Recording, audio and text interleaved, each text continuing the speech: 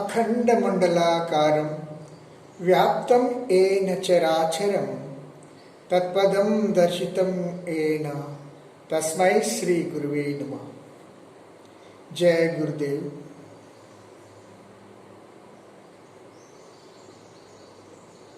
Who is Sai Baba? Is a big question. Everybody start asking. So who believes him as Paramaguru, Paramatma? That's fine. But some people are there. They tell themselves to be Nastics. In one video I explained who is Nastic and who is Astic. But still, someone says, who is Sai Baba? It is not Sai Baba, Sai. Sai Baba. Sai means, in Maharashtra, they used to call God as Sai. The great respect they will be giving to the word Sai. Sai kidhar ja rahe ho? ఓ పరమాత్మ స్వరూపుడే ఎక్కడికి వెళ్తున్నావు అంటే మన మనుషులతోటి మాట్లాడేటప్పుడు కూడా వాళ్ళు సాయి అని ఉపయోగిస్తారు. అంటే పెద్ద గౌరవించినట్టు అనమాట సాయి. సో చాలామందికి తెలిసిన వాళ్ళు ఉంటే okay fine, it is great. But తెలియని వాళ్ళు సాయిబాబా రైట్, అమాయకంగా ఆయన్ని భగవంతుడిగా పూజించేవాళ్ళు సాయిబాబా అన్న, బాబా అన్న, సాయి అన్న ఏమైనా ఆయన పలుకుతాడు, అది వేరే విషయం. సో దెన్ సాయిబాబా అసలు ఎవరు? ఒక నాస్తికుడు అంటాడు, ఏదో ఒక సాయి వచ్చిండు, ఆయన బాబా అని చెప్పుకున్నాడు కాబట్టిగా ఆయన సాయిబాబా అంటున్నారు. ఎంత విచిత్రమైనటువంటి మనస్తత్వాలు మనుషులకు ఉంటాయో అర్థం కావట్లేదు. నువ్వు నాస్తికుడు అయితే ఏంటి బాబు? నువ్వు మనిషివి కాదా? మనిషివే కదా. మరి మనిషికి జంతువుకి ఉన్నటువంటి వ్యత్యాసం ఏంటి? వాట్ ఈస్ ద డిఫరెన్స్ వీళ్ళిద్దరి మధ్య? అది తెలుసుకుంటే నాస్తికులు ఎప్పటికీ అది లేదు, ఇది లేదు, భగవంతుడు లేడు అనే మాట మాట్లాడరండి. I'm just sure, just now I'm going to disclose. ఇప్పుడు నేను చెప్తాను చూడండి, మనకు మనిషిలో ఉన్నటువంటి గొప్పతనం ఏంటి, మనిషి ఏమిటి. సరే, కర్మలను బట్టి వాళ్ళు రకరకాలుగా ప్రవర్తిస్తున్నారు అంటే అది difference. But the nature created the human, అంటే ఈ ప్రకృతి మనల్ని ఒక విశిష్టమైనటువంటి ప్రాణిగా పుట్టించిందండి. చెప్పాలంటే ఒకసారి చెప్పినాను కదా, 84 లక్షల పశుపక్షాదులు కానివ్వండి, ఏమైనా కానివ్వండి, ఈ జీవాలలో మానవ జన్మ అనేది చాలా ఉత్తమమైనదండి. ఎందుకు ఉత్తమమైనది? ఈ ప్రకృతి, విశ్వము సృష్టికర్త వీడిని తయారు చేసి వీడిలోనే నిండి నిబిడీకృతమై ఉంది. అందుకోసమే గొప్పతనం అది. మరి వీడికున్న మిగతా ప్రాణులకు తేడా ఏంటి అంటే, జంతువు ఉంది, మనిషి ఉన్నాడు. జంతువు పాపం అమాయకం, దానికి ఏమీ తెలియదు. ఏమి తెలియదేంటి? తనను తాను తెలుసుకునేటువంటి, ఏమంటాం దాన్ని, జ్ఞానం. తనను తాను తెలుసుకునేటువంటి స్థితి జంతువుకు ఉండదు, మనకున్నది కదా. మరి మనం తెలుసుకునేది ఏంటి? దాన్ని ఏమంటారు, ఇంగ్లీష్లో ఏమంటారు తెలుసా? Self referral quality. What is that self referral quality? అంటే మనం ఏంటో మనం తెలుసుకునేటువంటి జ్ఞానం. అంటే మనం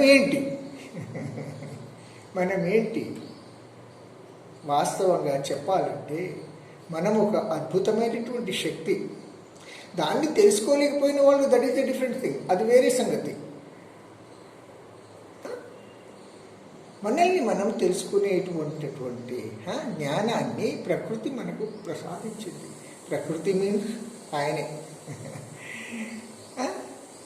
సో మరి అది మనల్ని మనం తెలుసుకోకుండా, అసలు మనమంటే ఏంటో తెలియకుండా, మనిషి అంటే ఏంటో తెలియకుండా అజ్ఞానంగా నాస్తి నాస్తి నాస్తి నాస్తికుణ్ణి, నేను నాస్తికుణ్ణి అంటే నీలో ఏమీ లేదు అంటే నీకు బుర్ర లేదన్నట్టే అర్థమే కదా. నాస్తికులు అంటే ఎవరు? బుర్ర లేని వాళ్ళు, జ్ఞానము లేని వాళ్ళని నాస్తికులు అంటారు. అది లేదు మరి. అందుకోసం మరి జంతువుకు కూడా అది లేదు, నాస్తికునికి కూడా ఇది లేదు అంటే ఏంటి? నేను ఒక వీడియో చూస్తున్నాను, అందులో బాబు గోగినేని గారు ఇది అంటున్నాడు, సాయిబాబా ఒక సాయిబుగా వచ్చిండు, ఆయన అందరు బాబా అన్నాడు, సాయిబాబా అంతే, అంతకంటే ఇంకేం లేదు. అంటే నీకేం తెలియదన్నమాట. వాస్తవం అండి, ఈ సృష్టిలో పుట్టిన తర్వాత, అద్భుతమైనటువంటి ఈ ప్రపంచంలో పుట్టిన తర్వాత, ఈ ప్రపంచం గురించి తెలుసుకోవాలనే జ్ఞానం ఏమంటున్నా ఉండాలి కదండి. ఎవరి దగ్గరికో పోతాడు, మానవ హక్కుల సంఘానికి నేను ఇది అంటాడు. అసలు మానవుడంటే ఏంటో తెలియకుండా మానవుని యొక్క హక్కుల గురించి మాట్లాడడం ఎంతవరకు న్యాయం అండి? ఎంత అజ్ఞానం అండి? మానవుడు ఎవడు?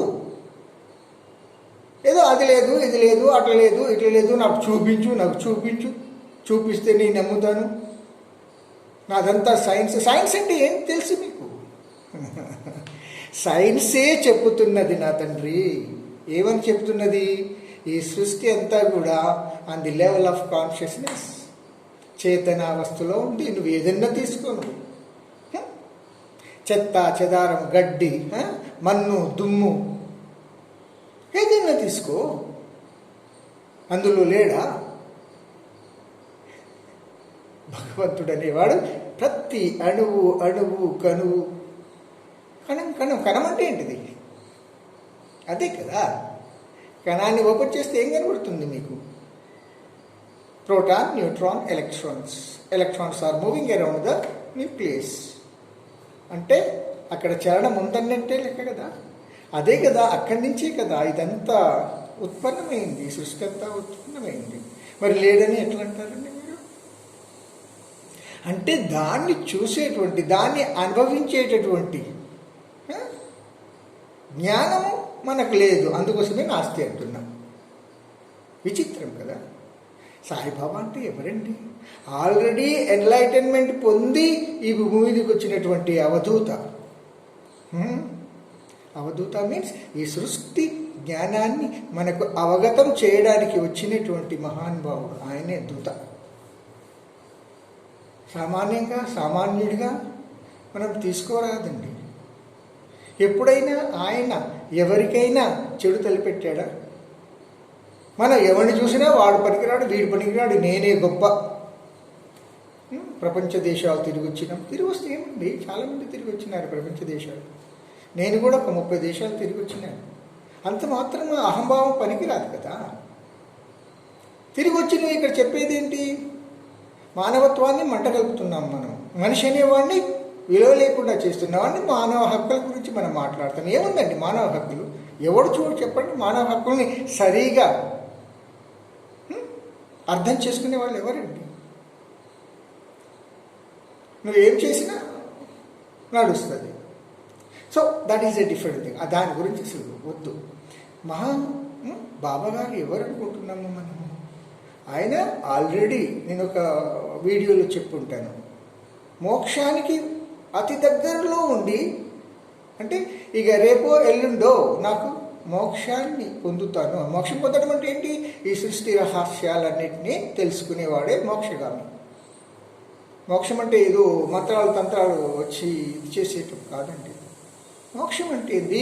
నువ్వు ప్రకృతితో సమానమైనటువంటి వాడు, ప్రకృతి రహస్యాలన్నింటినీ తెలిసినవాడు. సో ప్రకృతి లాస్ అంటే లాస్ ఆఫ్ నేచర్, వాటినన్నిటినీ అవగాహన చేసుకునేవాడివి. ప్రకృతి నియమాలతో సరి సమానంగా ప్రవర్తించేవాడు.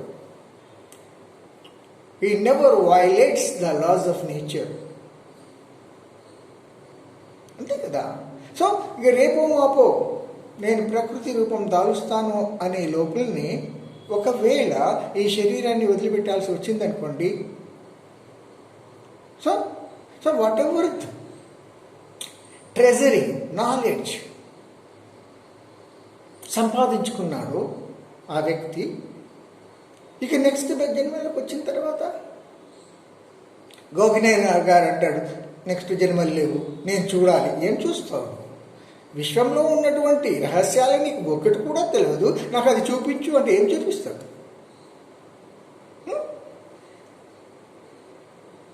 అసలు నువ్వు ఏ విధంగా తల్లి గర్భంలోకి వచ్చినావో అది మీకు తెలియకపోతే ఇంక నీకేం చూపించు? పోయి కడుపులోకి పోయి చూస్తారా మీరు? అందులో X chromosome and Y chromosome ఎట్లా they are just how penetrating. మరి అలాంటప్పుడు ఏంటి ఇదంతా కదా? కాబట్టిగా సో ఆ స్టేజ్లో ఆయన శరీరం వదిలిపెట్టినప్పుడు నెక్స్ట్ జన్మలో ఏమవుతుంది? అదంతా తీసుకొని వచ్చాడు, ఆ పుణ్యమంతా తీసుకొని వచ్చాడు, ఆ హయ్యర్ కాన్షియస్నెస్ అంతా తీసుకొని వచ్చాడు. ఇక సో 13-14 సంవత్సరాలు, మేబీ 10 years, మనకు ఆయన ఎప్పుడు ఎన్లైటెండ్ అయినాడో కూడా మనకు తెలియదు. ఆయన చూస్తూనే ఎన్లైటెండ్ పర్సన్ లాగా కనిపిస్తున్నాడు కాబట్టి. సో అతను 5 సంవత్సరాలు 10 సంవత్సరాలకు వచ్చేసరికి ఆ బల్బు వెలిగిపోతుంది అనమాట. బల్బు వెలగడం అంటే ఏంటి? సంపూర్ణ జ్ఞానంలో లీనమైపోతారు వాళ్ళు. సంపూర్ణ జ్ఞానంలో లీనమైపోయినప్పుడు వాళ్ళు కళ్ళు తెరిచి చూస్తేనో ప్రకృతిలో ప్రతిదీ కూడా ఆ పరబ్రహ్మ పరమేశ్వరుని చూడటమే జరుగుతుంది. పరబ్రహ్మ అంటే ఎవరండి? పరా మీన్స్ అబ్సల్యూట్, అనంతం. బ్రహ్మ మీన్స్ నాలెడ్జ్, జ్ఞానం. పరబ్రహ్మ మీన్స్ అబ్సల్యూట్ నాలెడ్జ్. అనంతమైనటువంటి జ్ఞానం ఏంటి? సృష్టియే కదా, ఇంకంతకంటే ఇంక నేనేం చెప్పాలి? సో ఇంతటి ఎప్పుడైతే ఆయనకు ఆ గ్లాన్స్ వచ్చేసిందో, ఆ స్మృతి వచ్చేసిందో, ప్రతిదీ అల్లా మాలిక్, అల్లా మాలిక్, సబ్కా మాలిక్ ఏక్ హై. దాన్ని అర్థం చేసుకోలేక మనలో మనమే కొట్లాడుకుంటాం. ఆయనకేమి పట్టింపు ఉండదండి, ఎందుకంటే ప్రతిదీ ఆత్మస్వరూపమే కదా, ప్రతిదీ భగవత్ స్వరూపమే కదా, నాకేం కావాలి ఇంకా? అందుకోసమే ఆయన చిరిగిపోయిన బట్టలు కానివ్వండి, భిక్ష పాత్ర కానివ్వండి. నేను ఒకసారి భిక్ష గురించి ఒక వీడియోలో చెప్పాను. భిక్ష పాత్రని ఎందుకు తీసుకుంటారు, దాని రహస్యం ఏమిటి అనేది కూడా నేను ఒక వీడియోలో చెప్పాను మీకు. సో అంతటి మహానుభావుని పట్టుకొని సాయిబాబా ఎవరు? ఏదో సాయిబు వచ్చిండు పోయిండు, పొరపాటండి. ఈరోజు ఆయన ఆత్మశక్తి సమస్త ప్రపంచంలో వ్యాపించిపోయింది. ఆయన ఆత్మ అంటే నేను చెప్పినాను కదా ఒక వీడియోలో ఔరా గురించి. విద్యుత్ అయస్కాంత రేఖలు అనుకోండి మీరు, ఎలక్ట్రోమాగ్నెటిక్ వేవ్స్, విద్యుత్ అయస్కాంత క్షేత్రం ఈ ప్రపంచమంతా వ్యాపించిపోయింది. అందుకనే అతను ప్రతి ఇంట్లో భగవంతుడుగా వెలిసి ఉన్నాడు. మీరు నమ్మండి నమ్మకపోండి, that is the different thing. But this is the scientific reason what I'm telling. అంతే కదండి. నేను ఒక వీడియో చేసినాను, ఈ దేవాలయాలన్నీ సమాధులేనా అనేసి. వాస్తవం అందరూ చెప్పినాను చూడండి కదా. సాయిబాబా దివ్యాత్మ స్వరూపుడు, ఆయనది సమాధి కదా. రాఘవేంద్ర స్వామి సమాధి కదా. అటు తీసుకపోతే మక్కా, మహమ్మద్ ప్రవక్త, అందరినీ మనం మెచ్చుకోవాలి. మతం అనేది దాన్ని తీసుకురావద్దండి ప్లీజ్. ఇది మతం కాదు, మానవ ధర్మం ఇది, మతం కాదు.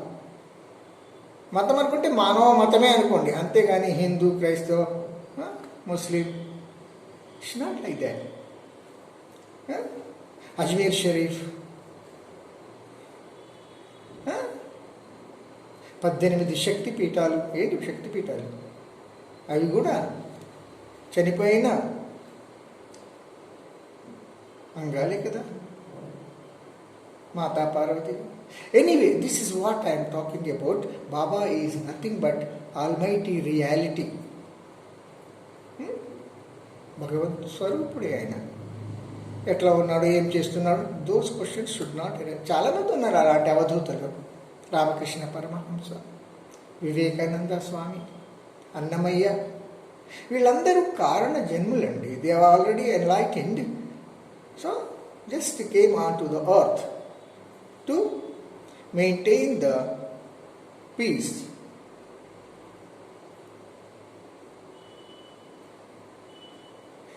యదా యదా హి ధర్మస్య గ్లానిర్భవతి భారత అభ్యుత్థానమధర్మస్య తదాత్మానం సృజామ్యహం. ఇలాంటి ధర్మాత్ములు వచ్చి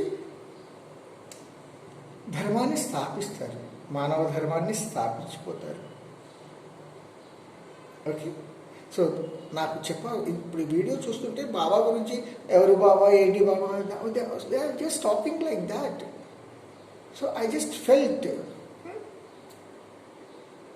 So that's why I just made this video. Please subscribe, share, like if you like. Jai Gurudev.